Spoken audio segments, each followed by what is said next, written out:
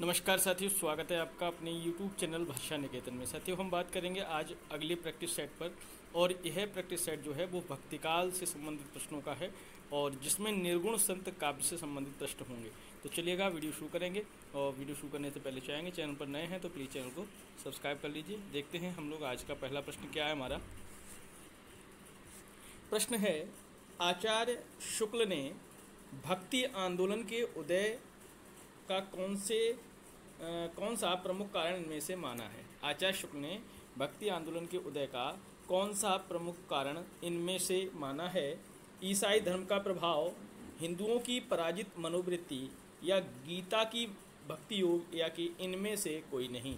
बताइए इन चार ऑप्शंस में से आचार्य शुक्ल ने भक्ति आंदोलन के उदय का कौन सा कारण माना है। सही जवाब क्या होगा? तो सही जवाब है हिंदुओं की पराजित मनोवृत्ति। अगला प्रश्न है, आलवार भक्तों का मूल स्थान कहाँ है।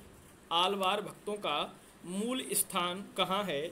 उत्तर भारत, पूर्वोत्तर भारत, दक्षिण भारत, या संपूर्ण भारत। आलवार भक्तों का मूल स्थान कहाँ है? तो सही जवाब है दक्षिण भारत। अगला प्रश्न है, आचार्य शुक्ल ने भक्तिकाल की समय सीमा क्या मानी है।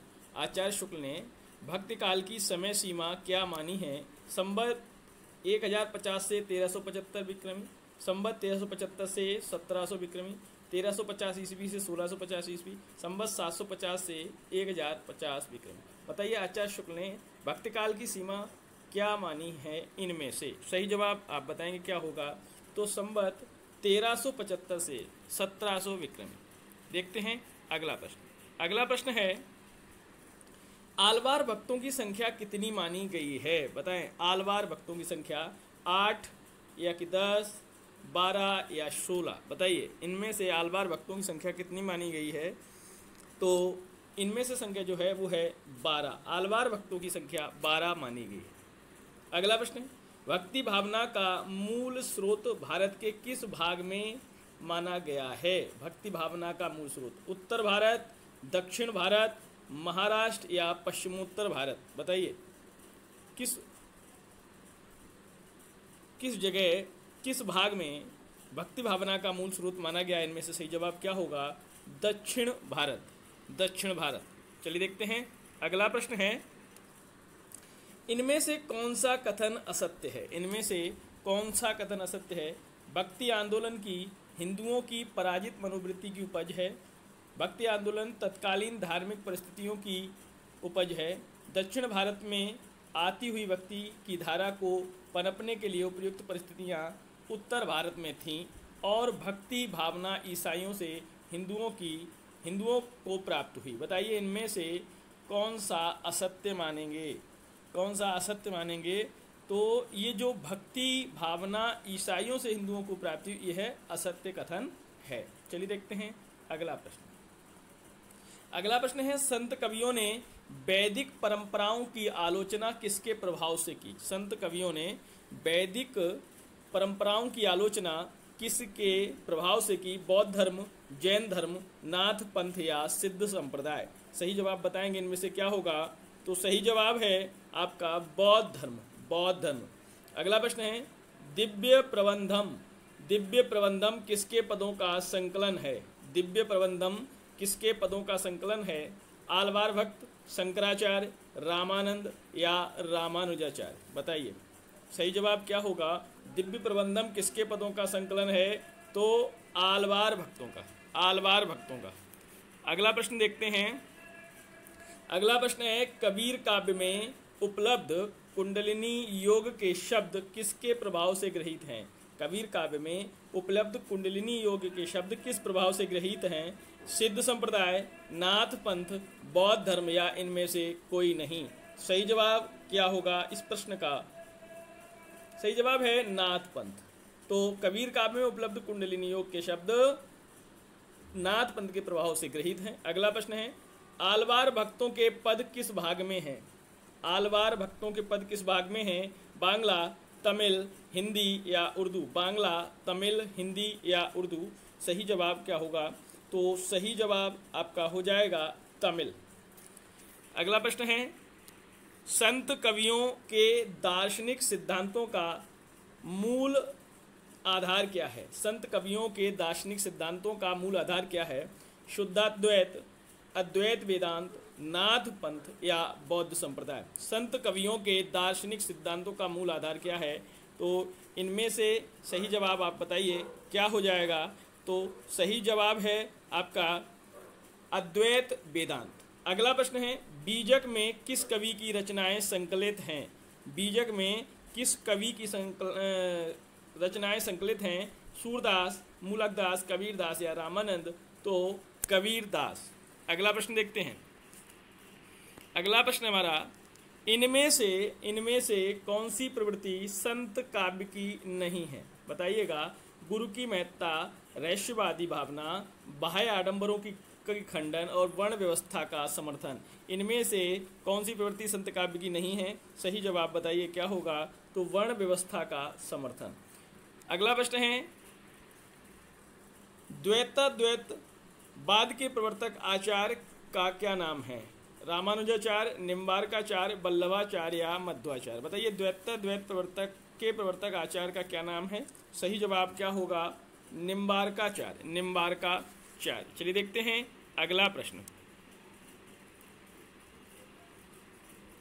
अगला प्रश्न है, समाधि जोग ग्रंथ किस संत कवि की रचना है? समाधि जोग, बताइए समाधि जोग ग्रंथ किस संत की रचना है? रैदास, हरिदास निरंजनी, मलूकदास या दादू? बताइए सही जवाब क्या हो जाएगा? सही जवाब क्या होगा? तो सही जवाब है हरिदास निरंजनी। अगला प्रश्न है, राघवानंद जी किस प्रमुख व्यक्ति के गुरु थे? राघवानंद जी, कबीर, रामानंद, सूरदास या मध्वाचार्य? बताइए इनमें से कौन सा ऑप्शन आपका सही होगा कि राघवानंद किस प्रमुख व्यक्ति के गुरु थे? तो इसका सही जवाब है आपका रामानंद। अगला प्रश्न है, सिद्धांत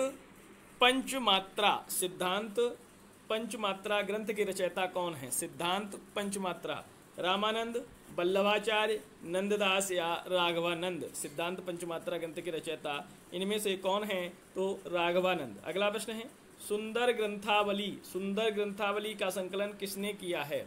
सुंदर ग्रंथावली का संकलन किसने किया है? बाबू श्याम सुंदर दास, पीताम्बर दत्त वणथवाल, पुरोहित हरिनारायण शर्मा या गोविंद रजनीश? बताइए सुंदर ग्रंथावली का संकलन किसने किया है? तो सही जवाब हो जाएगा आपका पुरोहित हरिनारायण शर्मा। अगला प्रश्न देखते हैं। अगला प्रश्न है हमारा, कबीर काव्य में उपलब्ध अहिंसा का तत्व किस संप्रदाय की देन है? कबीर काव्य में उपलब्ध अहिंसा का तत्व किस संप्रदाय की देन है? वैष्णव संप्रदाय, बौद्ध संप्रदाय, जैन संप्रदाय या नाथ संप्रदाय? कबीर काव्य में उपलब्ध अहिंसा का तत्व किस संप्रदाय की देन है? तो सही जवाब हो जाएगा वैष्णव संप्रदाय। अगला प्रश्न है हमारा, कबीर में उपलब्ध ज्ञान मार्ग की बातें आचार्य शुक्ल के अनुसार कहाँ से ली गई हैं? हिंदू शास्त्रों से, बौद्ध धर्म से, सिद्धों की वाणी से या नाथ पंथ से? बताइए कबीर में उपलब्ध ज्ञान मार्ग की बातें आचार्य शुक्ल के अनुसार कहाँ से ली गई हैं? तो सही जवाब है हिंदू शास्त्रों से। अगला प्रश्न है, कबीर काव्य में उपलब्ध प्रेम तत्व किसकी देन है? कबीर काव्य में उपलब्ध प्रेम तत्व किसकी देन है? वैष्णव संप्रदाय, नाथ संप्रदाय, सूफी संप्रदाय या रामावत संप्रदाय? कबीर काव्य में उपलब्ध जो प्रेम तत्व है वो किसकी देन माना जाता है? बताइएगा। तो सही जवाब आपका है सूफी संप्रदाय। अगला प्रश्न है, आचार्य शुक्ल ने निर्गुण मार्ग का निर्दिष्ट प्रवर्तक किसे माना है? आचार्य शुक्ल ने निर्गुण मार्ग का निर्दिष्ट प्रवर्तक किसे माना है? रामानंद, नामदेव, कबीर या ज्ञानदेव? सही जवाब क्या होगा? सही जवाब क्या होगा? कबीर। सही जवाब आपका हो जाएगा कबीर। अगला प्रश्न देखते हैं।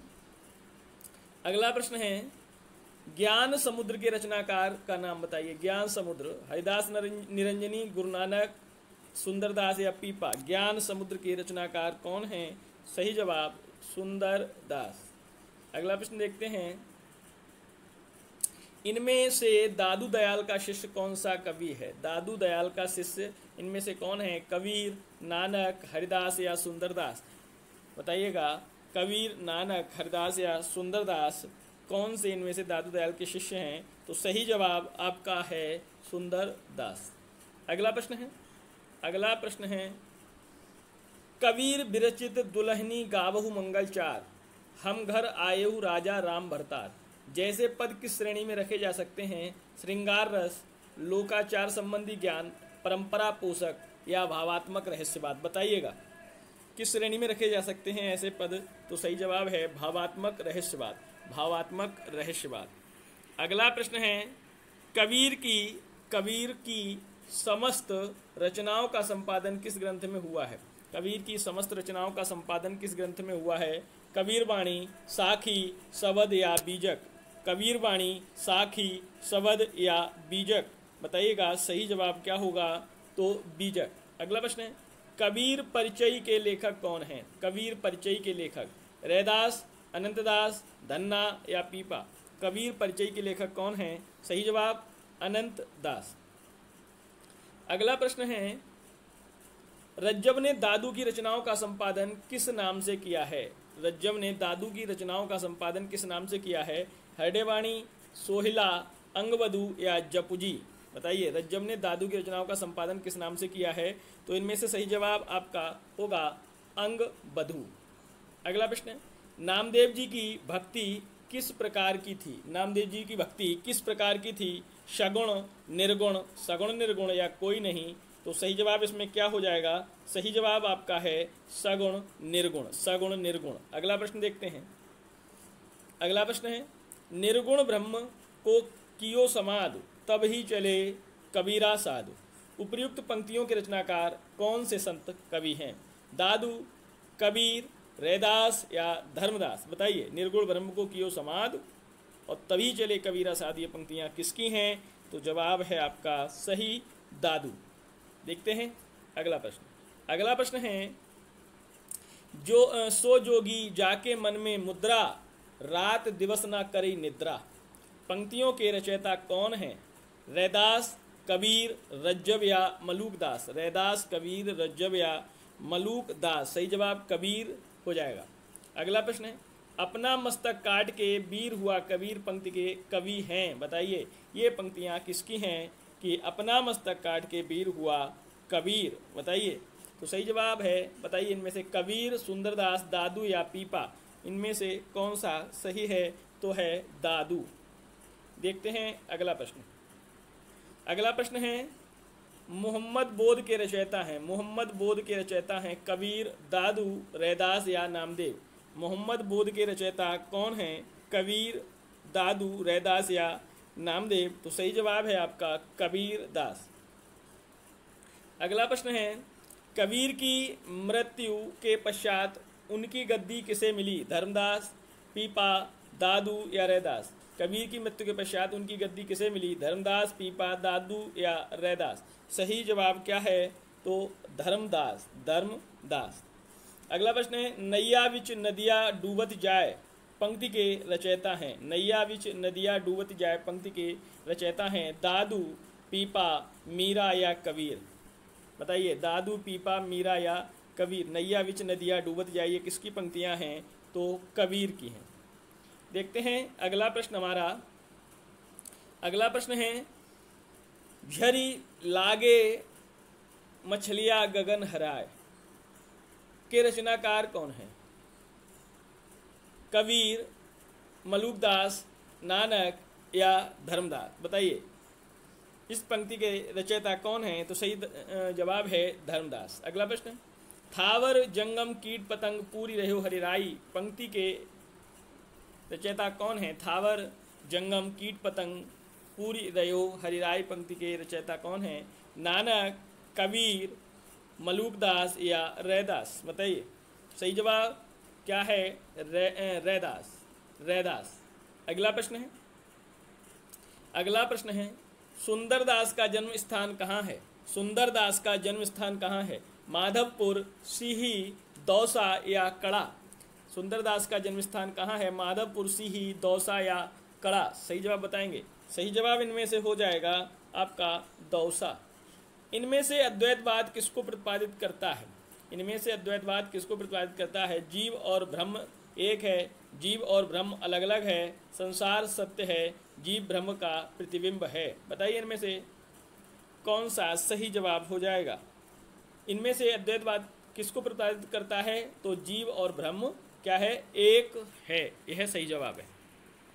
अगला प्रश्न है हमारा, संत कबीर पुस्तक के लेखक कौन है। संत कबीर पुस्तक के लेखक कौन है, नामवर सिंह, रामचंद्र शुक्ल, रामकुमार वर्मा या श्याम सुंदर दास।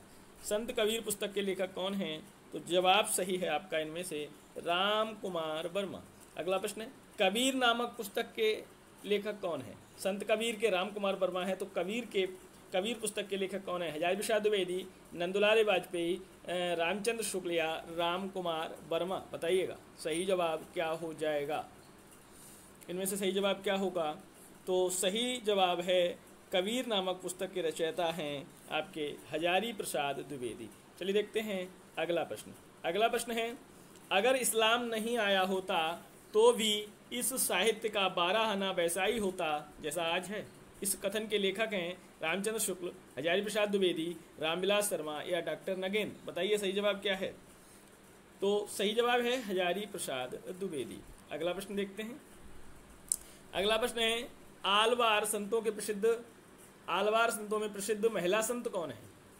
अंडाल, सहजोबाई, मीराबाई या इनमें से कोई नहीं। बताइए आलवार संतों में प्रसिद्ध महिला संत कौन है। सही जवाब क्या हो जाएगा, अंडाल। अगला प्रश्न है, किस रचना को तमिल वेद कहा जाता है। किस रचना को तमिल वेद कहा जाता है। तमिल प्रकाश, दिव्य प्रकाशम, नालियार वेदामृतम या नालियार दिव्य प्रबंधम। बताइए तमिल वेद कौन सा है, इनमें से किस पुस्तक को कहा जाता है। सही जवाब है नालियर दिव्य प्रबंधम। अगला प्रश्न देखते हैं। अगला प्रश्न है, किस दर्शन में संसार को ब्रह्म से भिन्न और अभिन्न दोनों माना गया है। किस दर्शन में संसार को ब्रह्म से भिन्न और अभिन्न दोनों माना गया है। अद्वैतवाद, द्वैतवाद, द्वैताद्वैतवाद या विशिष्टाद्वैतवाद। बताइए सही जवाब क्या होगा। सही जवाब क्या होगा, तो सही जवाब है आपका द्वैताद्वैतवाद। अगला प्रश्न है, कबीर किसके समकालीन थे। कबीर किसके समकालीन थे। शाहजहां, औरंगजेब, सिकंदर लोदी या अकबर। कबीर किसके समकालीन थे, तो सही जवाब है आपका सिकंदर लोदी। सिकंदर लोदी। अगला प्रश्न है, संत काव्यों को ज्ञानाश्रयी काव्य किसने की थी। संत काव्य को ज्ञानाश्रयी काव्य किसने कहा है। बताइएगा संत काव्य को ज्ञानाश्रयी काव्य किसने कहा है। हजारी प्रसाद द्विवेदी, आचार्य रामचंद्र शुक्ल मिश्र बंधु या रामकुमार वर्मा। तो सही जवाब है आपका आचार्य रामचंद्र शुक्ल। भक्ति का वह कौन सा मूल तत्व है जो निर्गुण सगुण दोनों प्रकार की भक्ति में समान रूप से पाया जाता है। भक्ति का कौन सा मूल तत्व जो निर्गुण और सगुण दोनों प्रकार की भक्ति में समान रूप से पाया जाता है। रागात्मकता, विरह, योग या विनय। बताइएगा सही जवाब क्या है, तो है रागात्मकता। रागात्मकता।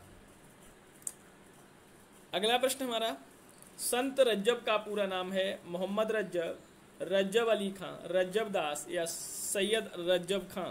सही जवाब क्या है। सही जवाब बताइए। संत रज्जब का पूरा नाम है रज्जब अली खां। अगला प्रश्न देखते हैं। संत कबीर सिद्ध साहित्य से काफ़ी प्रभावित थे। संत कबीर सिद्ध साहित्य से काफ़ी प्रभावित थे। निम्नलिखित में से सिद्ध साहित्य और कबीर साहित्य में कौन सी असमानता मिलती है। जाति पाति का विरोध, वाह्य आडंबर पर फटकार, आत्म साक्षात्कार, चमत्कार प्रदर्शन। कौन सी इसमें प्रवृत्ति है जो दोनों में अंतर करती है, तो बताइएगा सही जवाब क्या है। तो वो है चमत्कार प्रदर्शन। चमत्कार प्रदर्शन। तो साथियों ये रहे हमारे आज के 50 प्रश्न, और 50 प्रश्नों में आपने कितने सही किए वो कमेंट सेक्शन में हमको बताइएगा। तो साथियों फिर मिलते हैं अगले टेस्ट के साथ, अगले वीडियो के साथ। तब तक के लिए नमस्कार, धन्यवाद।